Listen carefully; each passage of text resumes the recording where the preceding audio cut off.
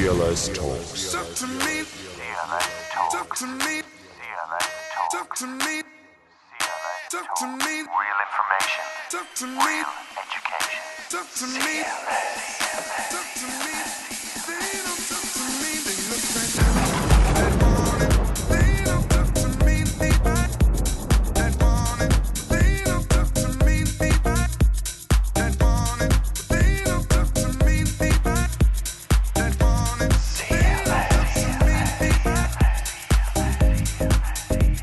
Welcome back to the latest in our series on the art of war. Des Carty's with me. Welcome as always, Des. Thanks very much, Lionel. It's a pleasure to be here. He will win who has military capacity and is not interfered with by the sovereign. So this is, I think, about making decisions and being very clear about what you want to do, what you want to cover. Your military capacity is built up over a period of time. As an individual, we'll say, your capacity of understanding. The capacity isn't just about having loads and loads and loads of soldiers. It's your knowledge, which is what in this context we'd be talking about, your capacity to take in and critically understand what's going on. That's what capacity here is in this context. So what very often can be a block for some people is not having clarity of thought, not being crystal clear, because very often I'd sit down with somebody and say, well, right, I can't lead this. You have to tell me what outcome you want from this bloody thing. You know, where do you want to be with this? Because this fight could go on for 2, 3, 4, 5 years. So where do you want to be in a year's time, 2 years' time? And you need to be absolutely crystal clear with that. Now, it doesn't mean to say that can't change, because it should change and adapt. But at any one point in time, you should be crystal clear as to what you're trying to achieve with doing battle with these parties, if that makes sense. No, it does. And I think to expand on it somewhat, when the sovereign is referred to there, the sovereign is the ruler. And when we think of a state, we see the state as being a sovereign state, and the state rules over its people or its subjects or whatever. But in this case, the sovereign is the self. So I think not being interfered with by ourselves is not being interfered with by the conditioning that has been drummed into us over the years. So if we can strip back those layers of conditioning, deception, the sovereign won't be interfered with, and then you can use your own military capacity and you can win that battle and ultimately the war. Yeah, I mean, I know they use the term military all the time, but we're talking about here is psychology, really. Yeah. You know, the capacity of your mind to deal with what's going on. So that is your military capacity. You're using your mind as the ultimate weapon. And if your mind is strong, you are far better equipped to win these battles. What's the thing that cripples most of us? It's fear. Yeah. And that's their great weapon, and they know that fear will cripple most people. And once you can start to demonstrate that fear has no impact, well, they've lost their nuclear bomb, in a sense. They don't have their Hiroshima. Well, that fear, again, I know we've said it time immemorial, and we keep saying it because I think people need to understand this. The fear is from the deception they begin to instill from a very young age. It's built over time. Fear doesn't just all of a sudden happen. It's a psychosis, if you like, that emanates and starts with your parents, the schools, the churches, and built up over a period of time. Put your hand up if you want to go to the toilet. You know, that so much conditioning, and it's shocking when you get into it how much we are conditioned. Yeah. And we're not exempt from this. I know we've said this before. Neither myself, Des, or Lionel, we're not exempt from this. We have been conditioned also. But when it comes to the legal stuff, we can see the conditioning they're expecting of us, and we don't play that game. Yeah. We see what they're doing. So that probably is the difference. Deception, deception, deception. If you see past the deception, you will lose the fear to a great extent. And that's so important, possibly the most important lesson of all. So the next one, if you know the enemy and know yourself, you need not fear the result of 100 battles. If you know yourself but not the enemy, for every victory gained you will also suffer a defeat. If you know neither the enemy nor yourself, you will succumb in every battle. So that lays it all out there, doesn't it? Well, that's the fear thing again, recognising what the fear is. And dealing with the legal stuff is 100 battles, if not more. You will have this. I mean, even in the case we discussed in terms of the allegation of you not having, if you recall, listeners, you'll have to go back and listen to this, of Lionel being in his vehicle, we call it, and basically the allegation being put forward. So Lionel would have been in fear, I'd imagine, at the time, what's going to happen next. Yeah, certainly. So once you understood, really, well, they have nothing. There really isn't anything they can do once you know the law. Yeah. So the fear was knocked out of you, I'd imagine. Now, there's still trepidation. So fear and trepidation are something slightly different. Yeah. Because I think the fear goes once you're prepared, you still have this level of pressure or trepidation when you walk into the court. Yeah, you can be nervous as you take to the stand or whatever, but the fear isn't there. It doesn't stop you from doing or for executing your plan. Now, in terms of that, we'll call it minor alleged offence that they alleged you did or were guilty of. How many times did you have to, and how long did it take before you got a result?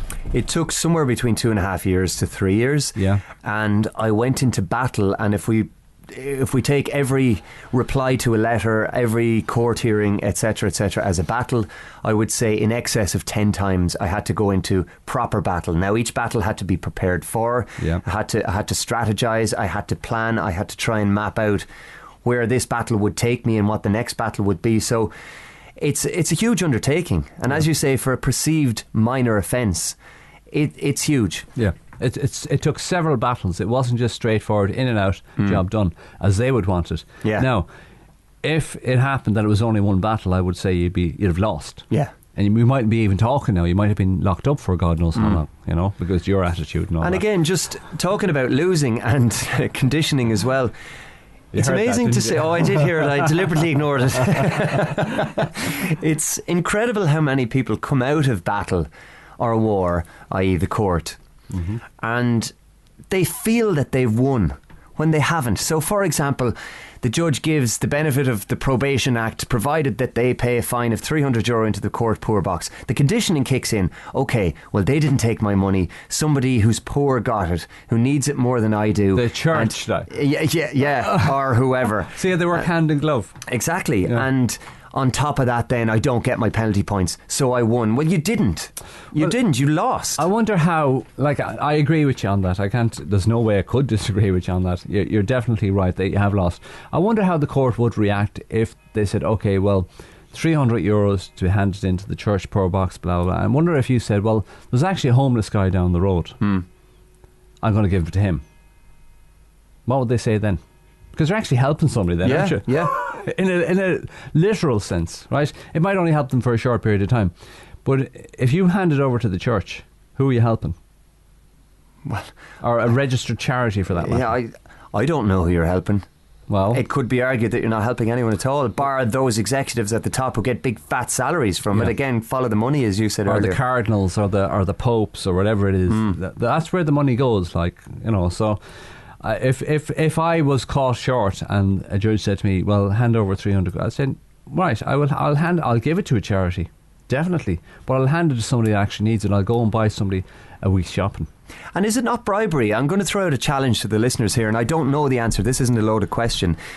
Can anybody go out there and find the law for me that states that if you hand over money to a third party, in this case, who is not involved in any way in the case as it's perceived, that you suddenly become exempt from the laws that they've been trying to wield and get some kind of punitive damages from you? So can anybody show me the law that makes it okay for you to give money to charity and suddenly the law doesn't apply? That's the law of economics, isn't it? Yeah. So Yeah. I don't know. I've Law of looked. bribery. I've looked and I've struggled. I'm not saying there isn't one there. I don't know, but I haven't been able to find one. So maybe someone else can. That's a challenge for the listeners. Right, what's the next yoke here we have? This is an interesting one. One may know how to conquer without being able to do it. Well, you can have a go at that one. Well, now. is that telling me to go out and get a solicitor? I don't think so. On the surface, some people might perceive it as that, but absolutely not. No, I think this comes down to action and to will. So we might have the best will in the world. We might plan our course of action and we might have our strategy in place. But if you're not willing to actually put the fear and the conditioning aside and stand up and actually take action upon that will, well, then the will counts for nothing. So the best will in the world is nothing without action. Again, anyone who might have studied the trivium in the past, if you haven't, I suggest you do so. It's very helpful with critical thought. You have care, will, intelligence and imagination. So You can have all the care in the world, you can have all the will in the world and all the intelligence in the world, but without action, it doesn't really count for anything. Yeah, so knowledge means nothing. It means nothing. Yeah. So putting intelligence aside, you've got the Holy Trinity there, and the most fundamental of that is action. Everything hinges on action. Without action, there is no result, there's no consequence. It actually, it reminds me of a conversation I had yesterday with somebody, and he said to me, face to face, he said, well, basically, if I ask for a Gary Doyle order, there's no guarantee the judge will give it to me. Okay. I said, you're absolutely right. But if you don't ask, Yeah. you certainly won't get it. Yeah. And I said, not only that, the reason a judge might challenge you on giving you a Gary Doyle order is if you don't understand exactly what a Gary Doyle order is. So I said, do you know what a Gary Doyle order is? And he was able to explain to me that it was about full disclosure and the DPP guidelines, blah, blah. I said, well, I don't see how you'd have a problem of getting full disclosure, i.e. a Gary Doyle order, if you can explain to me, as you just did, you can explain the same thing to the judge. How can the judge refuse you? He said, they've been known to refuse. I said, well, they haven't been known to refuse anybody we've demonstrated and shown what a Gary Doyle order is. I don't know of anybody. No, and I've some first-hand experience of this because I was refused a Gary Doyle order once, albeit very briefly. The judge said to me, no, you can't get a Gary Doyle order. So I changed the terminology and I said, well, why am I not entitled to full disclosure of the evidence? Surely I am. Which of course you are. Yeah. And the Gary Doyle order was granted just with that simple sentence. Yeah. So he totally flip-flopped there. So again, it's not down to just don't. And I'd say this to people all the time. If there's a word you don't really fundamentally, or a phrase you don't fundamentally understand or have full knowledge of, do not use it. Aren't you better off saying I want full disclosure rather than using a Gary Doyle order? Yeah, it's the same thing. Yeah, it's good to use the Gary Doyle order because you're inferring that you know what you're talking about. But if the judge does challenge you, don't say, well, a Gary Doyle order is a Gary Doyle order. Yeah. Because it's not. The judge wants to know if you know what you're talking about. Now, it is a trick. He should just automatically say, yeah, we'll give you full disclosure rather than challenge you on it. But you better be prepared. Yeah. You better know what it is you're looking for. So I'd suggest that those people that have not received Gary Doyle orders before, as per your experience as well, is because they probably didn't know what they were talking about. Yeah. They've heard this phrase being banded around on the internet or on probably these talks and said, yeah, that's the thing I need. And they don't fully understand what a Gary Doyle order is. And no doubt the judges have plenty of people coming in who are using this term that they've heard bandied about, and the minute they come back with that, they're not challenged on it. But it's amazing, if you're willing to challenge those in perceived authority, and I use the word advisedly, perceived there, because it is just perceived authority. If you're willing to challenge them and stand up to the bully, it's amazing how the facade can crumble. Yeah, very quickly. And they don't want you in the court all of a sudden. Then, Of course they don't, no. Okay, what's the next one? In war, the victorious strategist only seeks battle after the victory has been won. Well, that's a great one. It's, again, they're all fundamental, but this is one, again, a first-hand experience of, if you plan, we've been through various defences that we used and didn't use in cases in past episodes, if anyone wants to listen back. And many people have asked me, having heard some of the episodes of the CLS Talks, they've said, well, why did you bother putting so much time into defences that weren't used? Well, number one, I didn't know that they wouldn't be used, so I needed to plan for every eventuality. So I knew going into court that if plan A didn't work, plan B was going to work, and plan C, D, E, etc., etc. Therefore, I knew that I was going to win. I had worked it out. I had worked out all the potential responses, what could come back at me, and I knew that I was going to win. And it was only then that I was willing, and that's why it took 2.5 years to get to the end of it, because I adjourned and adjourned until I was ready. Well, that in itself is a battle strategy as well. You weren't prepared to go and fight an enemy that were strong. No, and I didn't know what the enemy held. I didn't know what their armoury was, what weaponry they were willing to use. So I wasn't going to go to battle with them. Then, when I knew I had the thing won, right, let's dance. Niall, what's the next one there? Next up, in battle, there are not more than two methods of attack, the direct and the indirect. Yeah, I mean, that's fine. And I think we would tend in the early days, certainly, to use indirect methods of attack and not make it obvious either that we were attacking. You'd just be given a bit of a dig, a bit of a prod to see what comes from the beehive, if you can stir any interest in the wasp's nest, see if anything comes out, and take one piece of what they have. You kill one wasp, and then prod it again, see if another wasp comes out. Exactly, and then to go back to our last point, once you know you've got the tools in place to win the battle, then you can be way more direct about it, because there's very little they can do anyway, because you've planned for all eventualities. You can wipe them out then, strictly speaking. Yeah. Okay, we're going to leave it there for this episode. We are, of course, back next week. Thanks for joining me, Des. Thanks very much, Lionel. Thanks for listening, folks. CLS Talks.